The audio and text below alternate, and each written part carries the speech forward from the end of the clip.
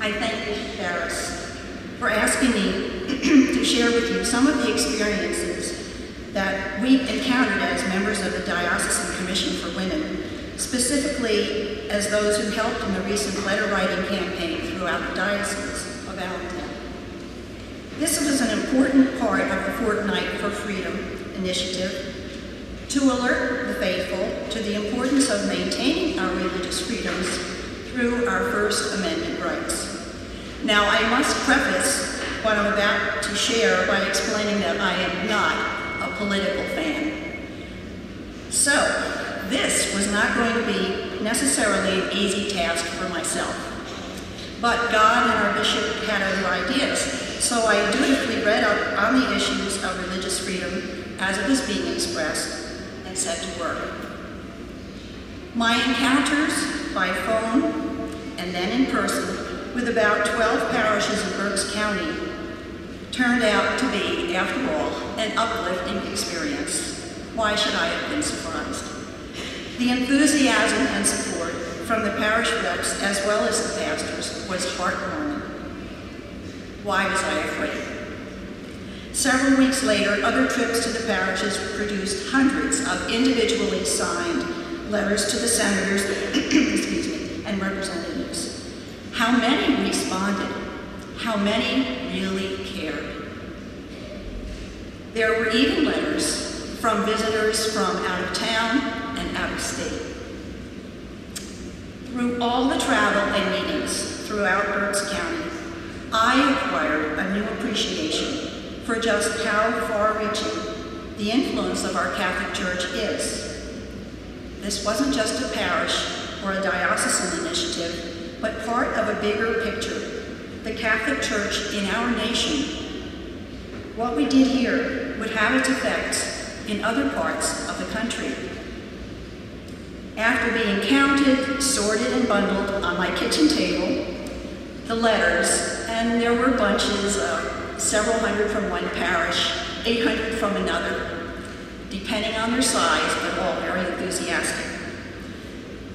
Those letters made it to Allentown, where they were again added to other piles and counted and boxed. And as the bishop told you, we had thousands and thousands of letters. It was awesome, and it was awesome to be a part of it. Then I was being stretched out of my comfort zone again, accompanying several others of our Commission for Women to a couple of the offices, one for a representative and one for a senator. It turned out to be a very pleasant experience after all.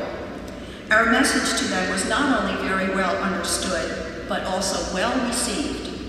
They took our visits very seriously and were very impressed with the numbers of letters we brought along to them from their constituents.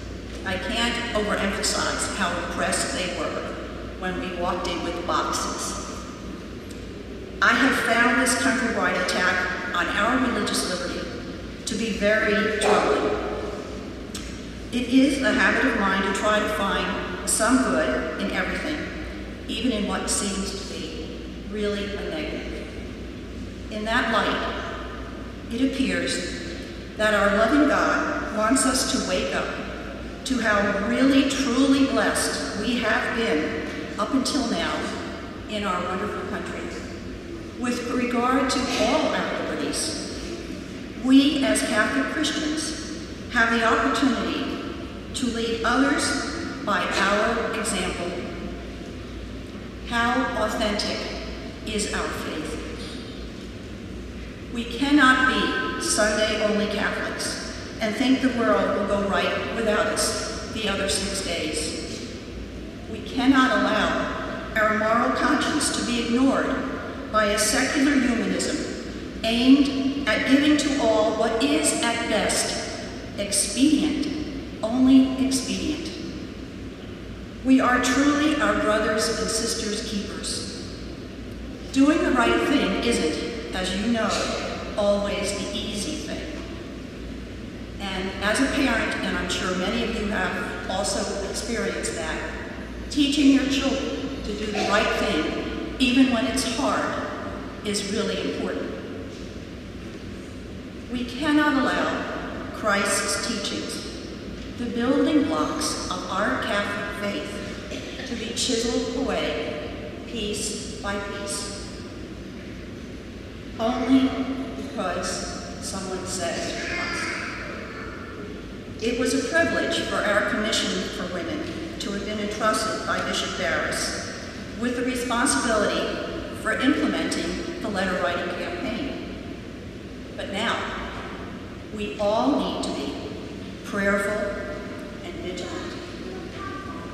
The test, our struggle, is not over. Thank you.